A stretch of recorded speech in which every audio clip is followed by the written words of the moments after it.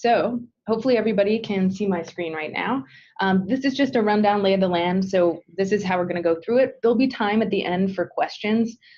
So just so you know, we're going to talk about some of the baseline, why listening is important, give you an overview of Hearken and GroundSource, and then how the subsidy is going to work, and leave time for Q&A.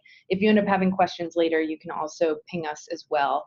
So who you'll be hearing from on the webinar is me. Hello, I'm actually wearing the same shirt in that photo to make it easy. I'm also here joined by my colleague, Alex Allen, so you might hear her in the background here feeding some questions as she sees them. And I am the CEO and co-founder of Hearken, and I also started Curious City at WBEZ, an audience engagement series. And I'm joined here by Andrew. Andrew, do you want to say hello? Sure. Hey, everybody. Andrew Haig here. I'm the CEO and founder of GroundSource. After spending a long time in public media, where I co-founded the Public Insight Network, longtime journalist, longtime kind of innovator, tinkerer in the crowdsourcing, engagement, listening space. So happy to be here. And then we also have Simon from Andrew's team, and you might hear him in the background as well, feeding some questions. So as I mentioned before, you can feel free to ask questions via this chat box, in the webinar. If you want to save your questions to the end, that's fine. We're not going to be able to answer them till the end. We're also going to furnish you with everybody's email in case questions crop up after the webinar. So those are the email addresses that you can send to, and we'll have that again at the end. We'll also share this video with everybody in case your colleagues couldn't make it, and we'll be sending that out later today or early tomorrow morning, so you have all of this information we're about to go through. All right, so I'll throw it over to Andrew. Thank you, Jen. So first of all, let's talk about why CLEF, and not this why CLEF, but the thinking that led to the creation of the Community Listening and Engagement Fund. Jen and I talk to a lot of newsrooms, and we know that there's an openness to doing things differently, and an openness and an interest in engaging the audiences. But oftentimes there's different barriers. Those could be resource barriers. They could be organizational behavior barriers to kind of doing this work on a day-to-day basis. And as we approached the four foundations behind the fund, they shared our vision, and they really wanted to help break down some of those obstacles to doing this work in newsrooms. And to say a little bit more about that, Ken Hertz from the Lenfest Institute in Philadelphia has joined us, and he's just going to say a few words about the thinking behind CLEF.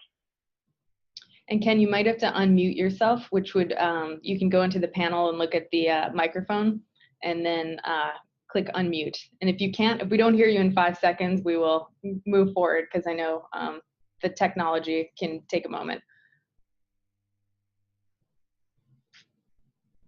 Okay, so Ken might be muted. Sorry, Ken would have something lovely to say, I'm sure. We also have a press release on the Lenfest site that you can check out as well that has some more words from the funders of the Listening and Engagement Fund to learn a little bit more about why they're behind it and what they're hoping that it becomes. Great. So I'll talk a little bit behind the fund, about the thing behind the fund and what we hope it supports. And Ken, if you want to jump in later on during the Q&A, you can talk a little bit more about kind of Lenfest participation, the other foundations.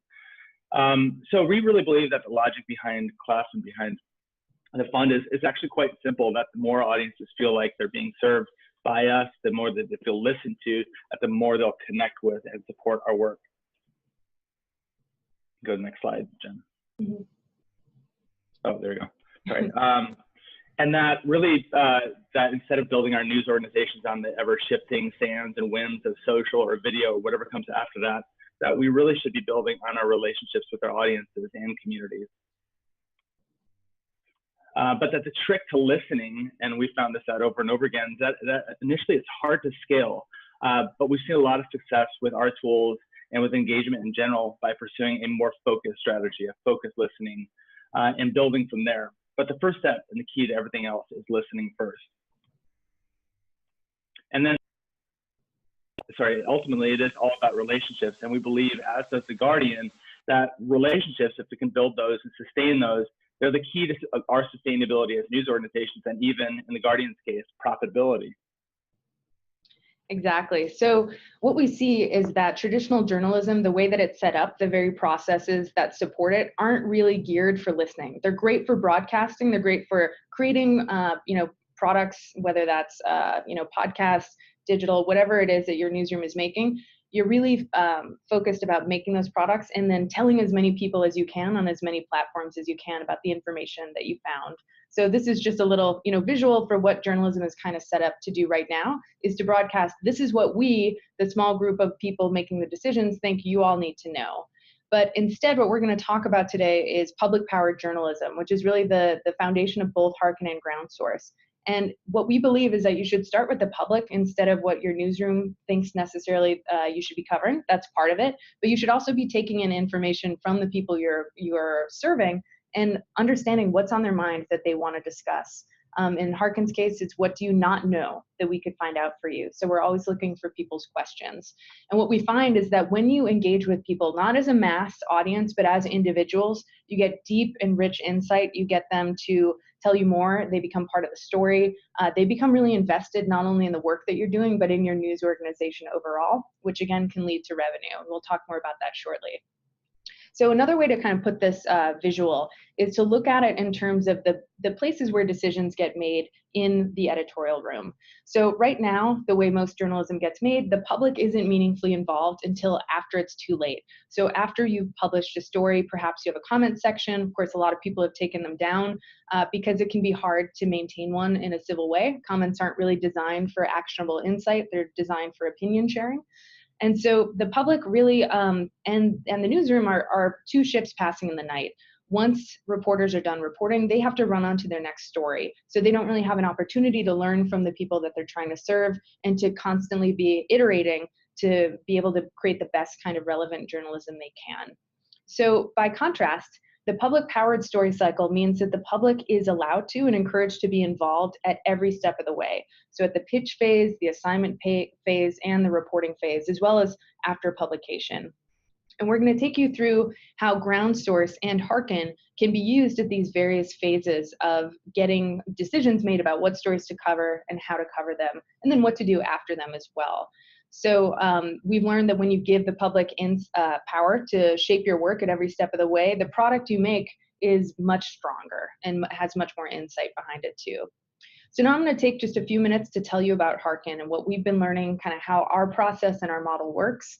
There's more information on our website. If I don't answer everything, we can always take more questions later. But you probably heard the word Hearken. It means listen. And we believe here that every individual is worthy of being heard.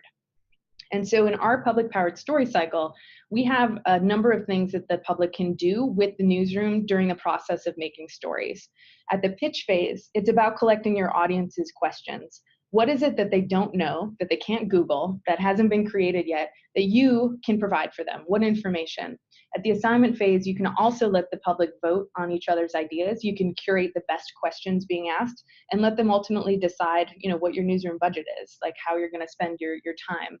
And then during reporting, you can also allow the public to shape the story by accompanying you. This might be physically, they come out to you with an interview if you're a local outlet, or just being in touch with them and trying to understand more about what they want to know, let them know what you're finding, and have them shape what you're reporting. And then after publication, you can close that feedback loop again and allow people to ask more questions for other angles that they'd like on the story as well. So that's the basics of the Hearken-powered story cycle.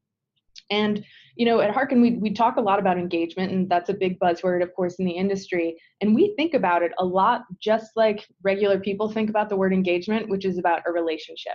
And so we've created a ring here for the relationship that we think is best to have with your audience. So a lot of newsrooms are great at this purple part of the ring where they invite feedback from the public, whether that's comments or likes or shares or whatever, and the public gives feedback, which is great.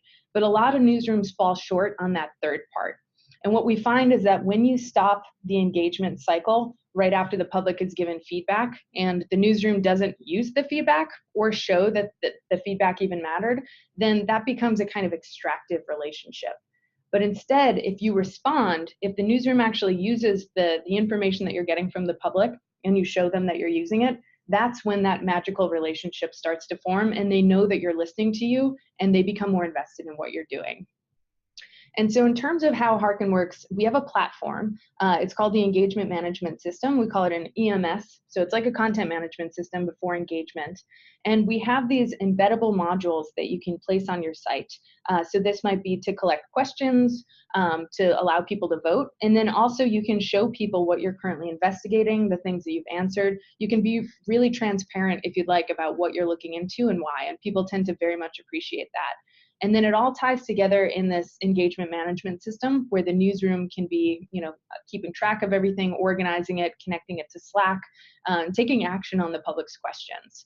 So there's really two main aspects to what we do. There's the public-facing side. So that's where your audience members are going to be asking questions, voting, checking out what you're doing. And then there's the newsroom-facing, where everybody's staying organized. And it really doesn't matter what format it ends up with your story. It all works the same way. And so speaking of relationships, good relationships, you keep people in the loop. And so here's an example, our partners in Austin, Texas, they're collecting questions about the Texas legislature. And after people vote for the question they most want answered, they can leave their email address so the newsroom can follow up with them when they answer that story. So that's a great way of saying, hey, we heard you, we did this, check it out, here's the link. You can also pre-populate it for social sharing to help encourage more people to get involved. And then when people are asking questions, you can allow them to opt into a deeper relationship with you here too. You can allow them to say, subscribe to your newsletter, and we can send those emails straight into MailChimp. If you use that, you can also download it as a CSV, but you can let people get a deeper relationship with your audience while you're asking them to ask questions or vote as well. And then our EMS also allows you to stay organized and track patterns. So when you're spreading the word on social media or your various broadcast streams, you can see when you're getting bumps in traffic and when people are voting more and what's working. So now I want to take you to how it's actually being used. So that's kind of the abstract part. Now we're going to get to a little bit more concrete. So we work for any size newsroom. We have tiny, tiny partners as small as like 3-person newsrooms in the middle of Ohio, all the way up to the BBC. So it really doesn't matter your size, as long as you're pumping out original content, this can work for you. And then we work with every kind of format as well as live events too. And for every type of story style, so whether or not it's investigative, breaking news follow-up, features, human interest, it doesn't matter what type of story you're doing, this whole approach can work for it. And so right here is a little map to show you, how you can get from idea to reporting an answer and creating a story. So the purple line is like our express train, where you make a plan, you create one of these embeds, you let your community know about it, and you collect submissions. It might be 10 questions, it might be 10,000, it doesn't matter. You just pick good ones and you report an answer. If you want to have more engagement, you can also opt in for voting rounds as well to get more information about what people want, get email addresses, etc. So I'm just going to show you a few quick examples here. So on the news sites that we work with, people can take these embeds and place them in the bottom of an article where someone would be most likely to have a question after they've been reading about something. You can also put them in the sidebar. You can direct link to them. So if you're on social media, you can send people right to the embed and not to a page. If you use instant articles in Facebook, you can embed them in there as well. And in terms of social media strategies, we are all about newsrooms owning the data that their audiences are giving to them. So we can work with you to craft whatever kinds of engagement strategies for the platforms you're using, whether that's Snapchat or you name it. So I'm going to give you a quick example of how Hearken can be used in a really lightweight way after some breaking news. So our partners at the BBC, the Brexit story broke, this was now 2 years ago. They put out their initial information about what they knew. They put one of our modules at the bottom and asked people, what else do you want to know about Brexit that you'd like us to report? What was great is that people showed up. They had so many questions. This is huge news, of course. And so all of those questions flowed into the EMS, where an editor could look at them, see what was coming in, and then quickly make decisions about what to assign. They could see, what was being asked most frequently and how they could be of most service to the public. And so they assigned reporters, and the very next day they put out an FAQ of follow-up questions about Brexit that ended up being one of their top stories because it was so relevant and just full of stuff people were left wondering. That without this, the newsroom would just go about whatever angles that they thought were interesting, but not necessarily keeping the public's interest in mind. So there's lots of different ways to use Hearken. You can definitely do quick turnaround reporting with this. So some of our partners like WUWM in Milwaukee, they power some of their beat reporting with Hearken. So let's say you have an education reporter, you can place a module on the bottom of every story and be collecting questions about education all the time. So you have a fresh stream of story ideas. Similarly, you can put modules on reporters' bio pages. So if someone's poking around to see who covers what, they can ask that reporter the right kind of question for what they cover. Similar to the BBC example, the Texas Tribune did some great work after the Hurricane Harvey, collecting questions about Harvey and then publishing stories right away to be really useful to people.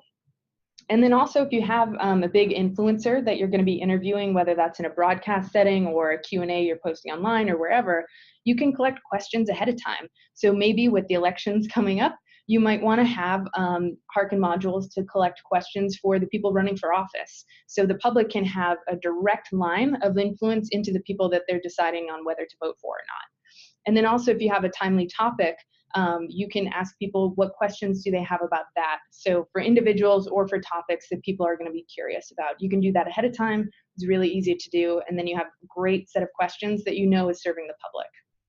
Now you can also go much deeper as well. So we have partners who do really enterprise, terrific investigative feature reporting with Hearken too.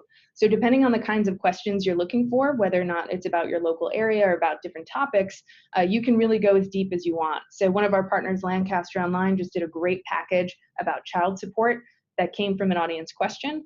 Our partners at VPR in Vermont, they got a great question about the status of Abenaki Indians. They did a really beautiful podcast, a really long feature story. It ended up winning a National Moreau Award. So if you fear that your audience might not have great questions, let me tell you, we have hundreds of thousands of examples that prove otherwise. They really do have terrific questions, and you don't have to be afraid of opening the floodgates to them. And then we see a lot of our partners using this approach as a great way to be experimental too.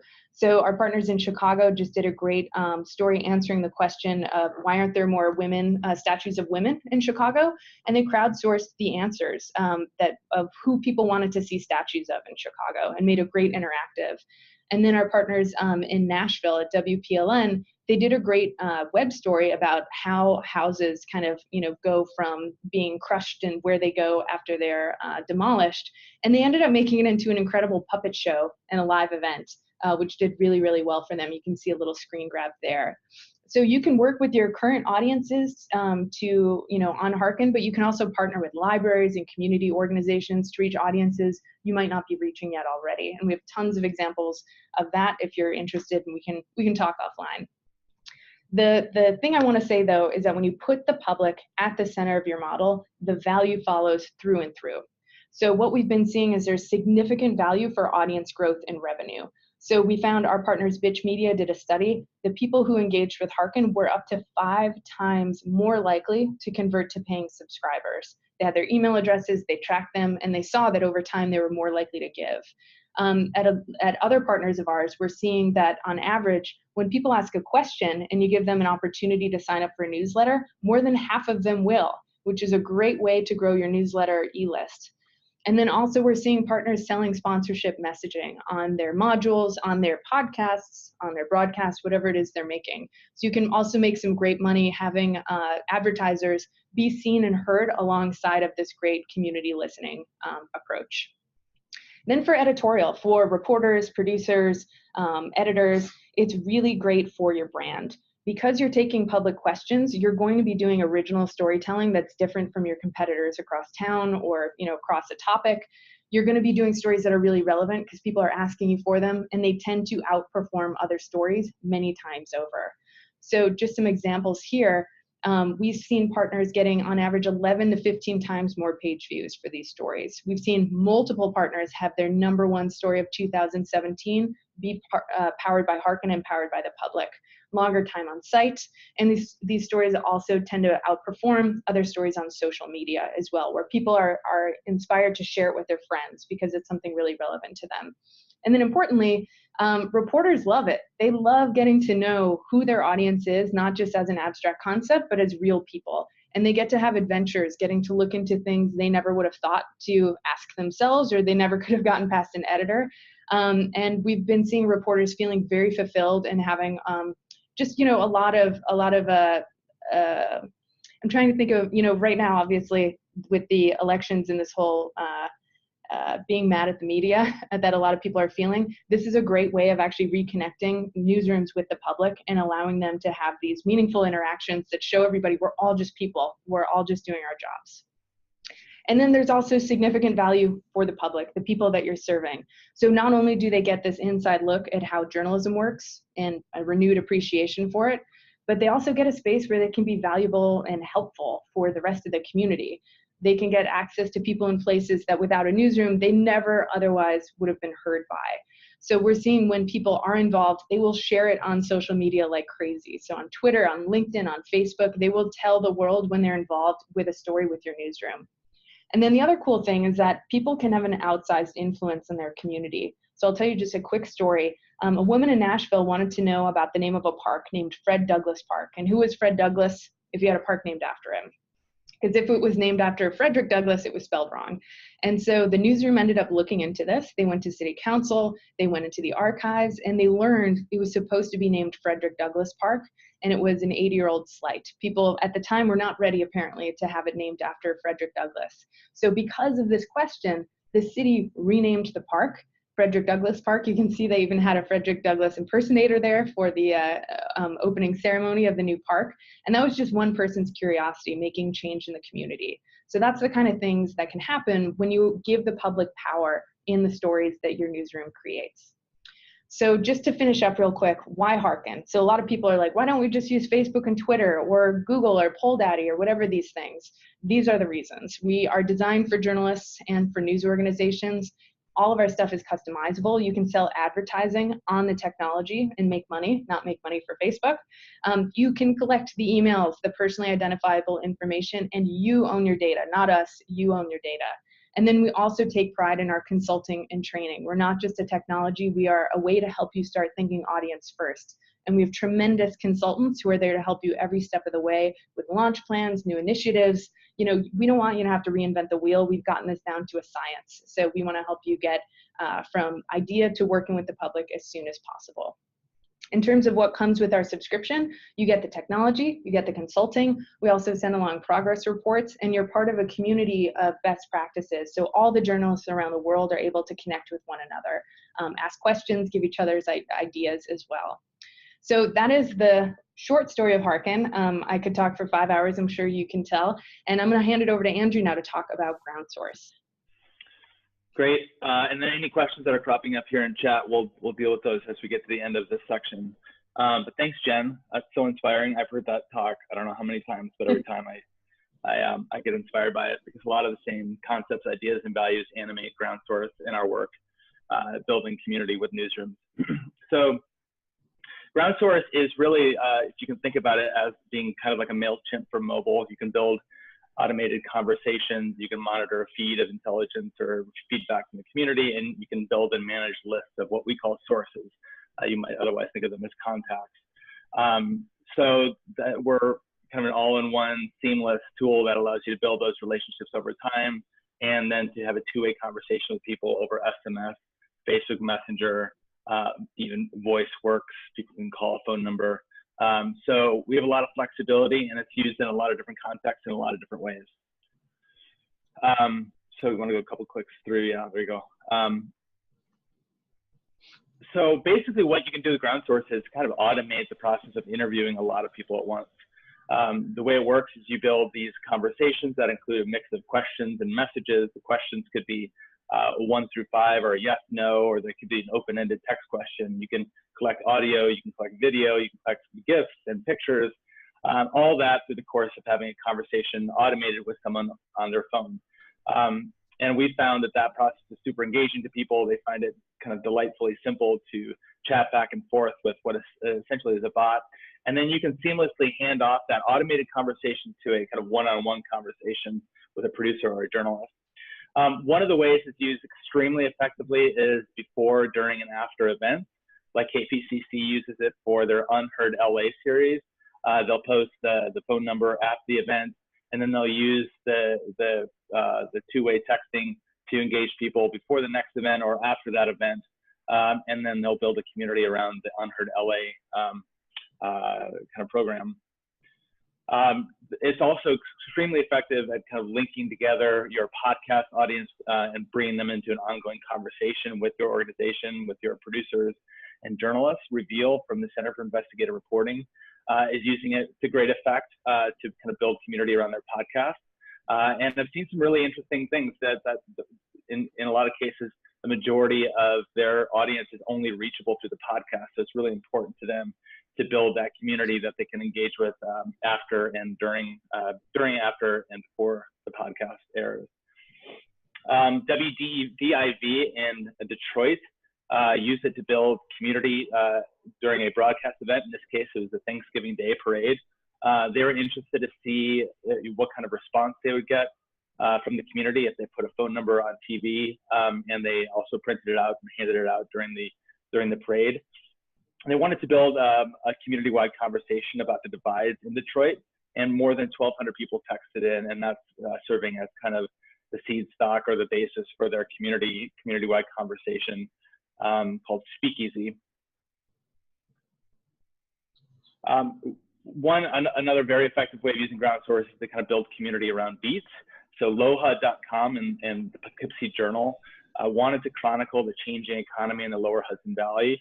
Whereas in the past, your parents, typically your dad would have worked at IBM for 40 years and retired with a pension. Now people are primarily working the gig economy. So they wanted to get a kind of on-the-ground understanding of how the gig economy was changing the larger economy in the Lower Hudson Valley, and got a few hundred people to kind of chat back and forth with them and to chronicle their daily lives, kind of tying together 4 or 5 different gigs at once to build kind of a to make a living. And they got video from those people, they got audio, they got photographs, they created a really rich understanding and picture of the changing economy in that area. And that's also serving as the basis for a larger community building initiative that they're going to be pursuing using GroundSource. KUNM, a public radio station in New Mexico, they wanted to do a documentary on the effects of opioid addiction on the community. And they wanted to focus it on a high school in Espanola, Colorado. But they didn't want to do the typical thing of kind of parachuting in, telling the story of all the people who'd been hurt by opioid addiction and then leaving and airing their documentary and maybe hopefully getting an award. They wanted the community to feel some sense of ownership over their own story. So the producers of this documentary embedded themselves at the high school, got students at the high school to start texting back and forth with them. And through that process of conversing with those students, developed a much richer understanding of the effects of opioids in that community, and actually a very different story than the one they set out to do. And as a result, when the documentary aired, the community didn't feel aggrieved by it. They felt proud of it. They felt a sense of ownership over it. In fact, the viewership of it was much higher because they got the community's buy-in. And the story itself was one that the community was telling. It was a story that was buy-in for the community. So a really effective way at kind of building journalism with a community, not doing journalism to a community. Also, it's a great way through what we call webhooks to serve up direct kind of information to people. In the case of Outlier Media in Detroit, they use GroundSource to allow people in Detroit to text in the address of any apartment or home in Detroit and get back a very rich, detailed report on that property, who the owner is, whether the owner owes back taxes, whether the home is in foreclosure, the risk of water being shut off. And that's all because of a connection between GroundSource and a data set that the creator of Outlier Media, Sarah Alvarez, has created. So you can build a spreadsheet and we can connect the messaging to it such that people could text in the name of their neighborhood, the name of their school, their zip code, any identifying kind of piece of data. And then the system could serve up to them some information that's specific to their zip code or their school. So it's a really effective way of using messaging to kind of directly serve the needs of people. Also, so this gets to the question of how and why GroundSource and Hearken are joining CLEF together. And we really believe that the two tools used in concert will be greater than the sum of their parts. And in fact, we're already seeing that in one case. The national radio show 1A out of WAMU in DC is using both the tools kind of loosely in concert. And they've used them together a few times to gather questions for a few of their shows. Through GroundSource, they've built up a community of about 6,000 or so people. When they do call out to that community, they get hundreds of responses, usually within minutes. And so they took that approach and they applied it to gathering questions from the community and got a really great response, got tons of questions back from people. But I think where I see the promise, I think Jen does too, is in the same way that if you're using a Hearken forum to get emails from people, you could flip that over to gather phone numbers from people and then to build that relationship over time through texting and other means. So it's another way of kind of building and establishing that relationship over time. And that and this gets to the thinking and why we created CLEF and why these foundations come together in the first place, is that there's a lot of openness to trying these things. The evidence is there. I think, between Jen and I and other tools and other approaches, it's been proven out again and again and again. Now it's about operationalizing it, now it's about implementing it. And that it's, the problem is real, the struggle is real to have the resources to do these things while doing all of your other news duties in your newsroom. So CLEF is designed to lower the barrier to doing it and to help it kind of spread and build capacity for this kind of work in newsrooms. Great, thank you so much, Andrew. And I know that we have Ken now on the line as a panelist. So if you are able to unmute yourself or be unmuted, we'd love to hear a few words from you about CLEF, and then we can also go through some of the Subsidy FAQs and then spend the rest of the time taking questions from people about any specifics as it relates to Hearken and GroundSource. Thank you. Can you hear me now? Yep, yeah. Okay, great. I just wanted to emphasize some of the things that Jennifer and Andrew were saying about why this is important and about why the Lenfest Institute, the Democracy Fund, the News Integrity Initiative, and the Knight Foundation are all excited about this. Our mission is at the Lenfest Institute, is to help find sustainable business models for journalism, for local and metro journalism. We think that reader involvement and reader revenue is part of sustainability, either as membership, subscriptions, or whatever. We think there's a lot of evidence that if the listeners or the readers, the viewers are engaged, that's what leads to subscription, and engagement is built by tools like this. If people are heard, they trust the responses better. If people are heard, they are more likely to follow up and keep looking back at your site. The last thing I'll say is that this isn't, the Lenfest Institute will be administering the grants, and Cheryl Thompson-Morton, who's also on this call, and you've got her email address, will be focused on that day to day. This isn't just a free thing, you sign up for it and you're good to go. There's work on your part, and there's some questions about that, which I'm sure Jennifer and Andrew will address.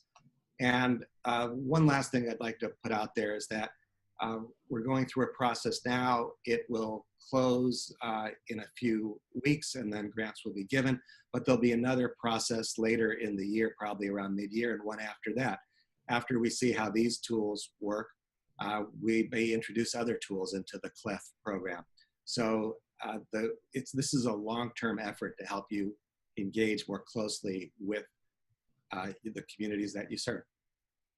Great, thank you so much, Ken. That's excellent. We were just going to run through a few of the FAQs that we're likely going to get, but they're also available on Lenfest's site. You'll see here at the bottom, there's a link that you can follow easily to find a lot more information about the CLEF subsidy. But just to go over a few high-level points, this is a needs-based grant. So if you're a nonprofit or you're for-profit who's on the line right now listening, if you have need, you can apply. We will be, or not we, the reviewers will be looking at the applications to see, what is it that would keep you from being able to pay the full cost of Hearken or GroundSource, and they'll be making a determination about the subsidy. It's also for first-time partners of either of our services. So if you're already using one or the other, you can apply to use the other. And it's not for individuals or third-party services, and it's not for, like I said before, newsrooms for whom this is not really a budgetary issue. And so what we're looking for are newsrooms that are showing commitment and readiness to make engagement a priority. Because if you start the engagement cycle, you tell the world, you tell your audience that you're listening to them, that you care, and then you don't follow through, you're actually in a worse position than you would be if you never made that promise at all. So we just want to make sure when people are saying that they're going to do this, that they are able to follow through. It doesn't mean this has to be anyone's full-time job, far from it. We work with a lot of tiny newsrooms, I know so does GroundSource, where this is being maybe 10% of someone's time or something that they do every so often, or they take turns. So it doesn't have to be, a full-time head count. And then in terms of how much will be subsidized, it'll be between 25 and 75%, as is decided by the reviewers of the subsidy grant. and that's for your first year, which is around, both of our services are a little bit different because as you can see, we operate differently. Hearken has a lot of consulting and some technology, and GroundSource is a lot of great technology. And so we have a little bit different models, but you would be subsidized up to 75% off. The other thing to mention is that if your newsroom is used to doing grants and looking for additional funding, this is a great opportunity to find a matching grant, whether that's from a local funder, foundation, someone who's a big fan of what you guys do. You could use this to say, will you match whatever money we get from this fund, or will you find a few people to match it? So that's something you could be looking into as well. As Ken mentioned before, the deadline's in a couple weeks. So February 16th is what we're looking at in terms of this first round, and the recipients are going to be announced in March. And as Ken mentioned, there's going to be a few more cycles this year, and that we're going to look at other tools as well that might come into CLEF as we learn more about kind of what newsrooms are ready for and what they need. So with that, I know there have been a lot of questions jumping into the chat. So Alex and Simon have been feeding some of those questions our way, and we will begin answering them as quickly as we can. Also, you can unmute yourself too if you have a question that you need to get in before you go on to the rest of your day. But we'll start here with the questions that we've gotten from the actual chat screen. So I see here a question. For Hearken, can people submit questions anonymously, or do they need to include a name and email? Yes, they can submit questions anonymously. So there's a button that can say, please do not publish my name. And so people can do two things. They can always put in a fake name and a fake email, like they can in many different things. So if they're really concerned about not being found, they can do that. They can also say, please don't publish my name. And what we found is that a lot of times people want to ask a question and be in touch with the newsroom, but not have it be public about the question they're asking, because they might be asking a whistleblowing question or wanting to give some information that's more sensitive. So they can be anonymous in a few different ways. And then another question was, and Andrew, you should jump in with this one too, is a big concern is managing these tools. How much time do you think an average reporter devotes to managing the platforms? On our end, it's really not hardly any time managing the platform. The platform is there to help be a conduit from the community to you. So you can connect Hearken to Slack.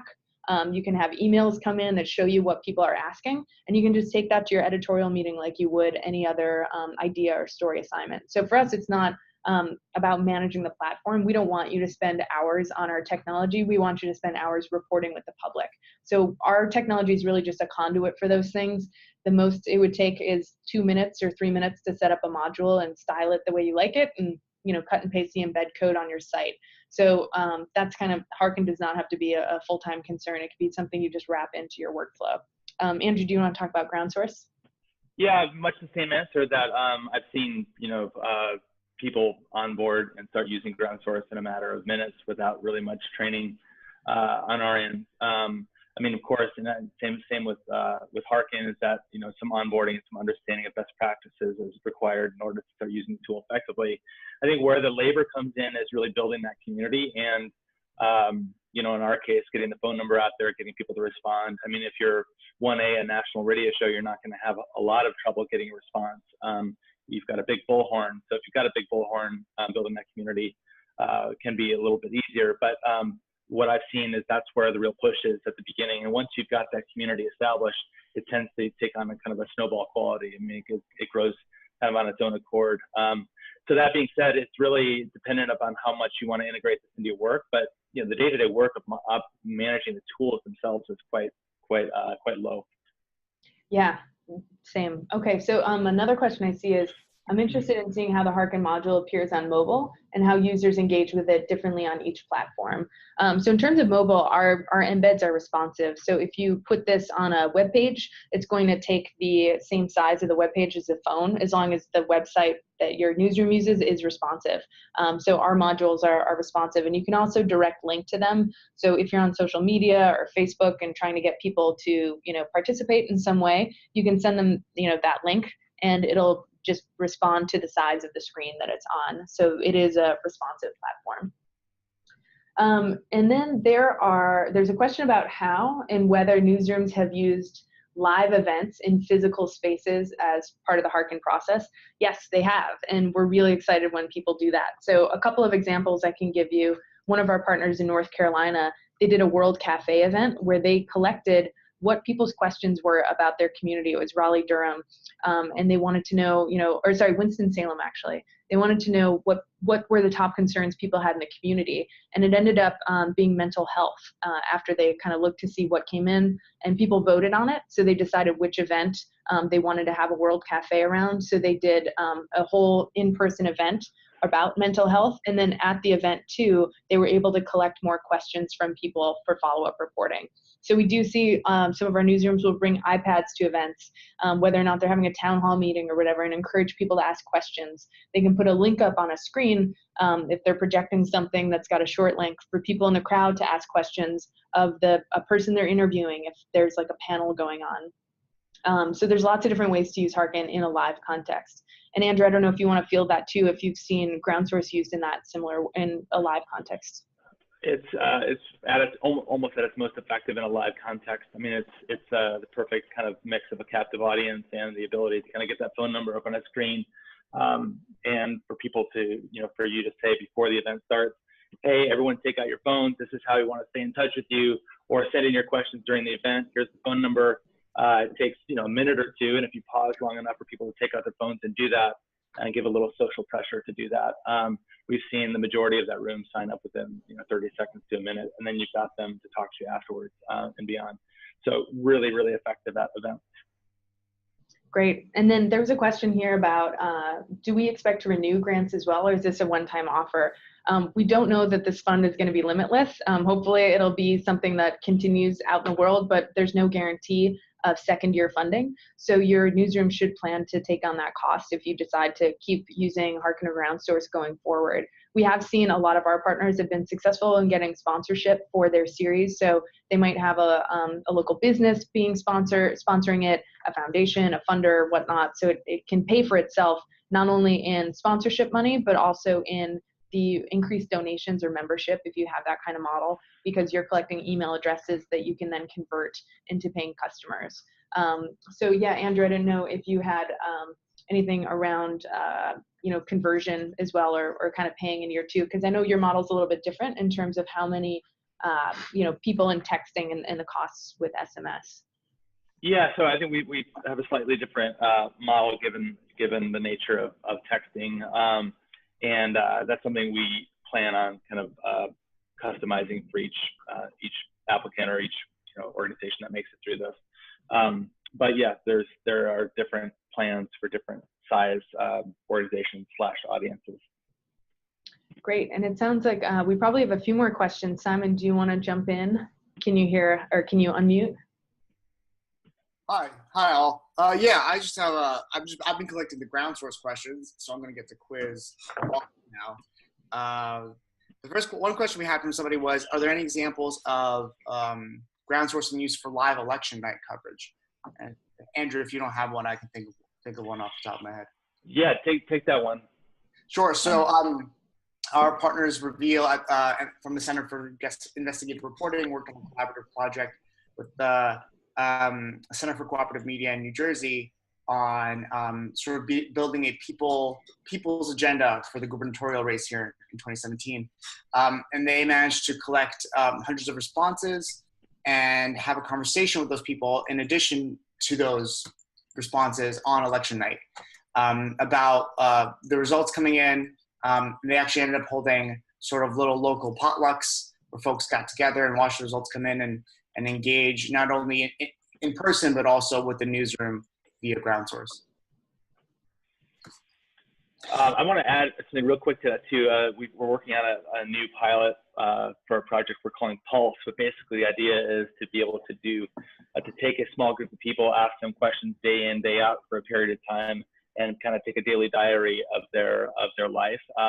In this case, we're working with KQED as an audience research project, and as an audience research tool, I think it's going to be extremely effective, but it's also going to have applications for the midterms in, you want to dive into a specific congressional district or even a number of districts, recruit a group of people in each of those areas, and kind of take their temperature as the campaign develops.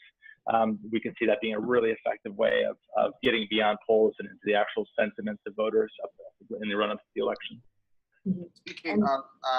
Speaking of questions around sort of engaging communities and thinking about how to do so carefully. One question we got was, can you discuss the security and privacy practices of GroundSource or of the newsrooms that have used it? Has it been used to engage with vulnerable communities whose privacy is paramount? Well, absolutely, privacy is paramount, and the feed and everything related to the tool is only available to the people in the newsroom. We practice very best practices of information security and our hosting and HTTPS securing our website.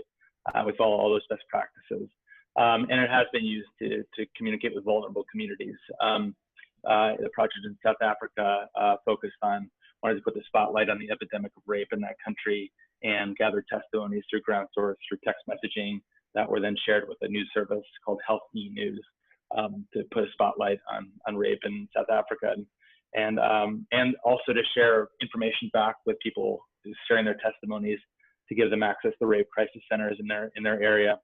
So it absolutely has been used and should be used to communicate with vulnerable communities. I think you need to just be cognizant of what kind of questions you're asking and opening the door to potentially, people sharing information with you that might be very sensitive, and how you're going to manage that. But from a security standpoint, we follow all the best practices.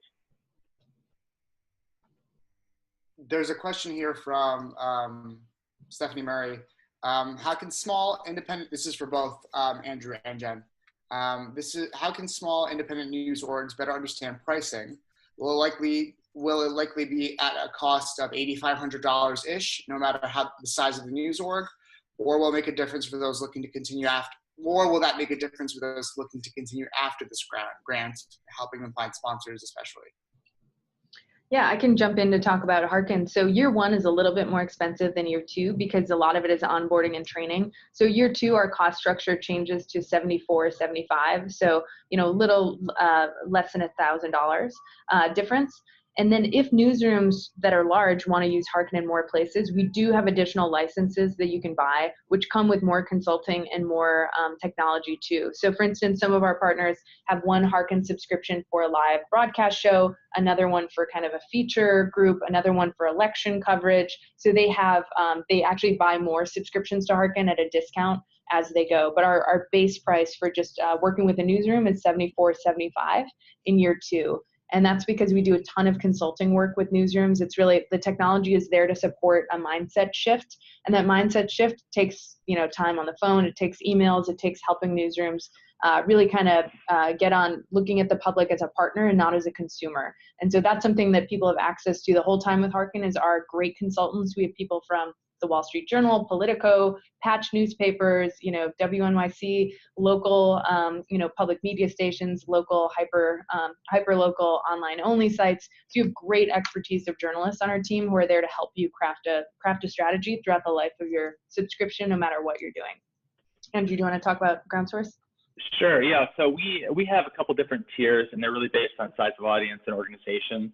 And we're still kind of refining our tiered pricing model. But basically, and to some extent similar to what Jen was saying, there's an onboarding fee. For us, it's $2,500. So our sweet spot kind of monthly subscription price for kind of a medium-sized organization is $500 a month. And then we would go down to probably closer to $250 a month for a smaller organization. We also have, we can go much bigger than that as well, and we are going much bigger than that. So, and then we also have customizations, including Facebook Messenger integration with external data, and other applications of GroundSource that we might add on professional services fees in order to develop those integrations. And things like API connectivity to your CRM, if you're a Salesforce newsroom, for instance, we could explore those kinds of things. So, but the basic tiers are set. They're based on kind of the size of your organization audience. And then above and beyond that, it's, custom integrations and other services. Mm-hmm. And yeah, speaking of integrations, we got a couple questions about WordPress plugins. Hearken does work for WordPress sites, so long as you're on like a paid WordPress and not just using the out-of-the-box thing that doesn't allow for any embeds. So you can embed our modules if you have a WordPress CMS that is paid. We don't have plugins that sit along the side, but we have a lot of partners that are on WordPress and use Hearken and have no issues there. We had a couple other questions. Can you explain more about the training and consulting we can take advantage of so we make the most out of these tools? Definitely. I mentioned this a moment ago, just in terms of our staff. We do a lot of phone calls, webinars. If we are in your town, we will also come to your newsroom and work with you guys to do trainings and workshops. So we help newsrooms craft their strategies for using Hearken on social media, for whatever kind of format that you're using, sharing best practices with the community, and we help get you ramped up through a series of calls. So if you are to get the subsidy, what would happen is we'd give a demo to your newsroom, so more than you, like your other colleagues, can see, get on board, see examples, ask their questions. Then we do a consulting call, and we have you fill out a worksheet, and we help you craft a plan to make sure that you're successful, that you have, you're thinking about the calendar, consistency, all that kind of stuff. And then we do a tech call to train you on the tech, which is really user-friendly. It's made for reporters and producers. You don't have to have any technical expertise to use it. And then throughout the life of your subscription, you have someone you can call anytime, and that is proactively looking at the stories you're making and giving you suggestions as to how to even better engage your audience and create that positive feedback loop. And what about, Andrew, do you want to answer that as well? Sure. Yeah, we offer a lot of consulting too, initially up front, and a lot of it has to do with kind of the strategy around outreach. And I was talking about that earlier, but also the tone of your engagement with your community and your audiences, the kinds of questions you're asking, the kind of rhythm that you want to develop with your audience or your community, the different applications of it for beats, for shows, for live events, brainstorming some of those things. So up front, we would provide a lot of that. We would expect to spend a fair bit of time with you over the first 3 to 6 months. Week in, week out, we would open a Slack channel. We're very responsive there. So yeah, absolutely. We realized too that just handing the tool over and kind of, allowing you to do what you will with it often ends up with some struggles early on to try to figure out the right approach. So the more time we can spend with you up front, the more we can train in your staff, the more we can get it integrated in different parts of your programming or your news coverage, the better off you're going to be longer term. Mm-hmm. And we got a couple questions about like what information is being looked for by the funders in the grant application, and how to kind of talk about commitment and readiness. So if you go to the Lenfest site and you look at the application, you can see all of the questions that they ask on there. It should take about half an hour to 45 minutes to fill it out. In terms of what they're looking for commitment and readiness, it's really showing that you have an idea that seems plausible, that you know a little bit about Hearken and GroundSource, so you are making an appropriate plan. You're not saying, oh, we're going to use this for whatever, Instagram or whatever. Like you know what the tools are, and you have an idea that is exciting. It doesn't have to be wholly original. It can just be, it'll work for your newsroom. And then if you can show any proof that your newsroom does do engagement and cares about the public, so whether or not that's new initiatives that you're launching, whether or not it's leadership that has expressed interest in making this a priority, whether or not it's a track record of doing great engagement, just showing that this is not going to be something that sits and gathers dust in the corner, that you're going to actually take advantage of this generous subsidy from these funders and start to do these practices and help your newsroom kind of transition into an audience first mindset. So you'll see the questions on the application. Mm-hmm. Yeah, absolutely, all of that. I just want to address a question from Jessica Lee. Just wondering if there's any concrete case studies about increasing readership and subscription rates. And I just want to emphasize that the reason Jen and I are in this together, and I know the foundations are, and what we want to learn over the coming year is the extent to which these tools, when put together or used separately, actually point to sustainability of your news organization. So any organizations that are accepted into this fund, we're going to be documenting very heavily your use of the platform, but also gathering data to kind of to see whether, and we really have a strong hypothesis that it will lead to more subscriptions, more members, and that sort of thing. Jen's got more, the Bitch Media example is a great example of actual concrete data that shows it works, that Hearken works in that respect. We have a lot of anecdotal information that the response rates, the engagement rates over time are much higher than email newsletters or other channels. We need to do a better job, and that's part of what we're doing this year, documenting that.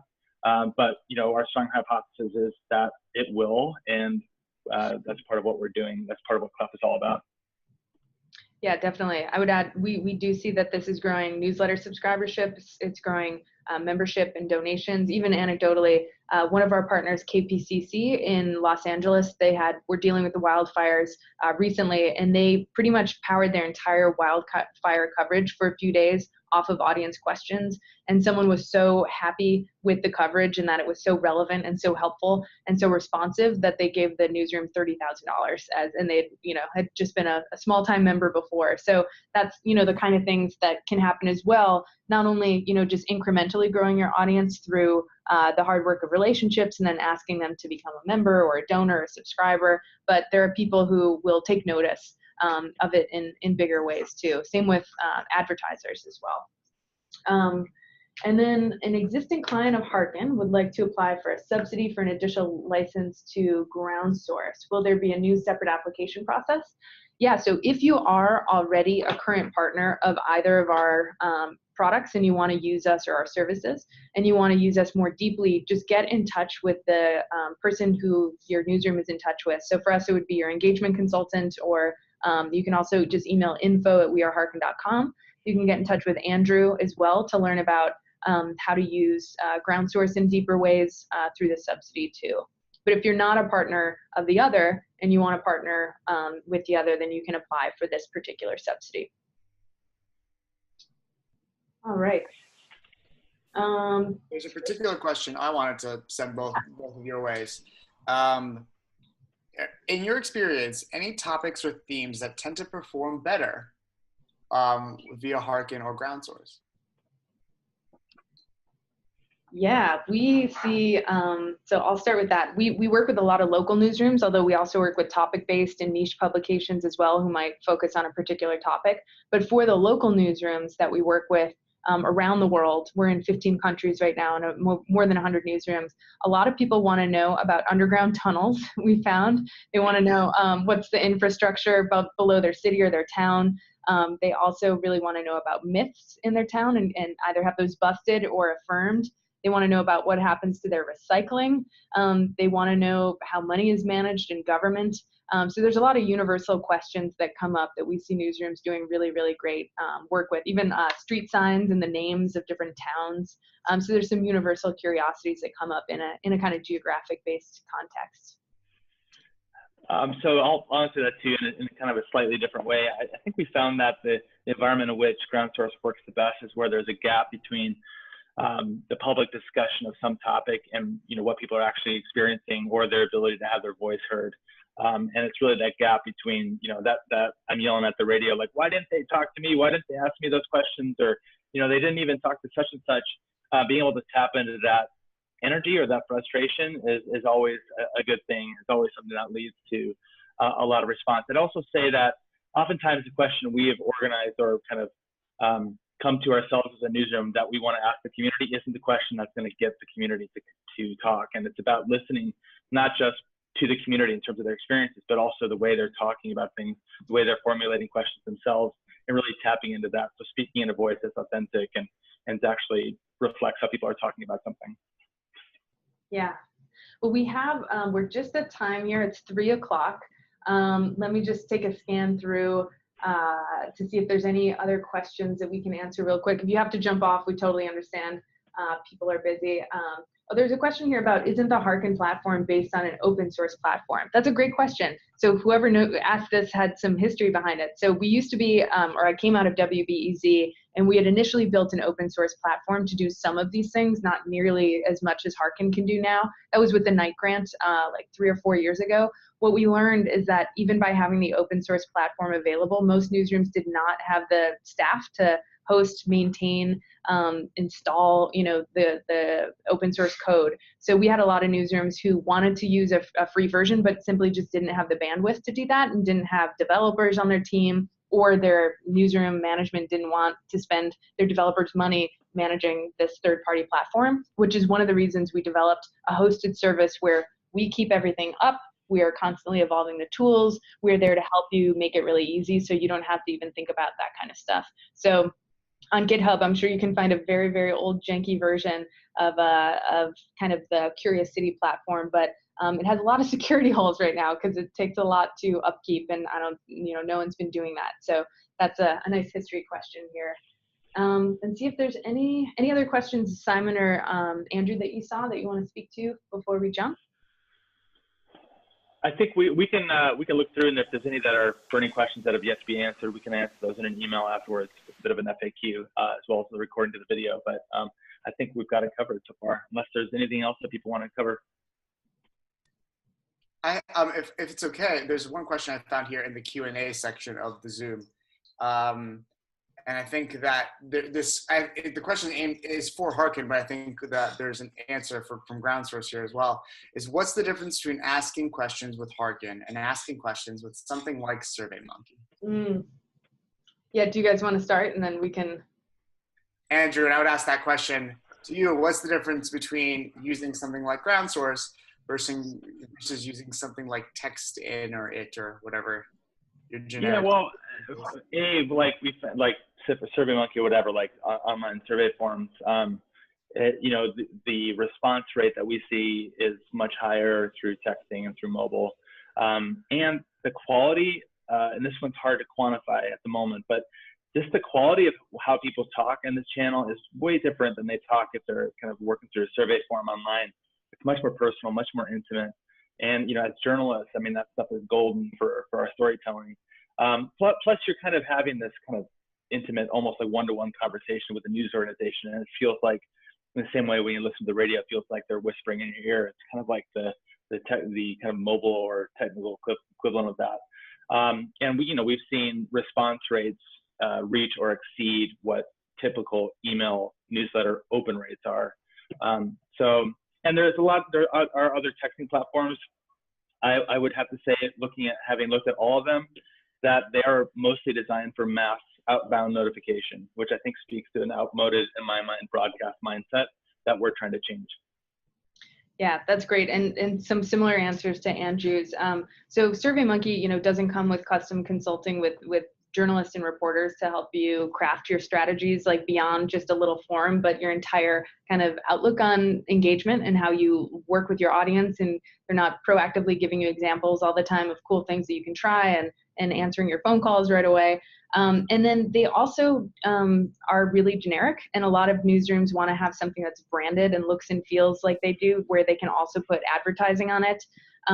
We also see when newsrooms will do surveys, they will often bloat them with 100 questions, which means that people won't finish them because they're really, really long. Hearken and our modules, we've gotten it down to really a science where we're just asking the basics so that people don't leave the forum. They don't feel like you're asking too much of them. It takes them 10 seconds to fill it out.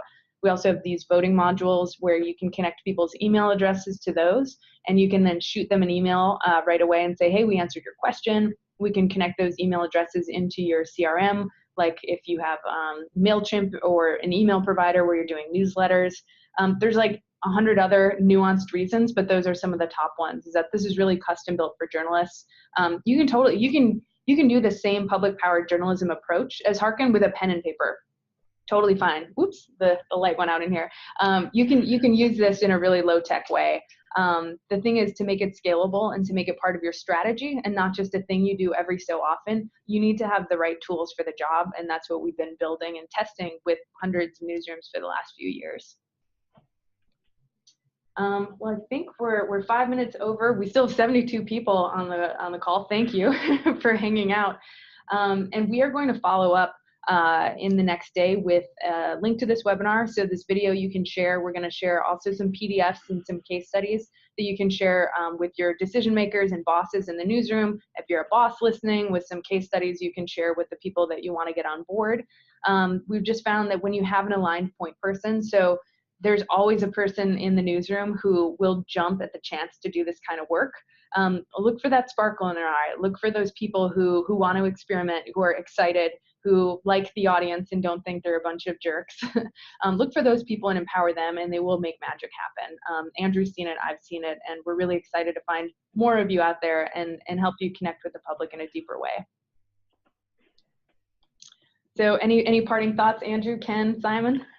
Real quick, I think Jen was getting at there, what we're helping build here, what you're going to help build is really a tribe of people around the world who think like this and who really do this work and do it in a meaningful way. And I've been at this 15 years, more or less, like doing this kind of work, and from a small group of mavericks and misfits to what is now feels like a real community. So it's not just the tools. The tools enable a point of view and a vision and a way of thinking, but it is about the work, and that's why I built GroundSource, was to support that kind of work. And I feel like Jen similarly. So this is about creating a community, and you'd be joining a community as well. And I think that's hard to put a number against. Definitely. Great party thoughts.